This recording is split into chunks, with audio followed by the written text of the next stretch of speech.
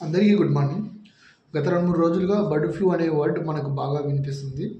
అది 2 తెలుగు రాష్ట్రాలలో కావచ్చు. బర్డ్ ఫ్లూ అనేది కోళ్ళల్లో ఎక్కువగా వస్తుంది.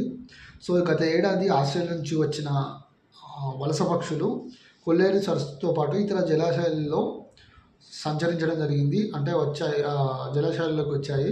సో, వాటి విసర్జన ముక్కు నుండి వచ్చిన ద్రావం ఏదైతే ఉంటుందో నీటిలో పడితే బర్డ్ ఫ్లూ అనే వైరస్ వ్యాపిస్తుంది. సో, ఈ కొంగలు జలాశయాల్లో తిరిగి మళ్ళీ పౌల్ట్రీ ఫార్మ్స్ దగ్గరికి వెళ్తాయి కదా.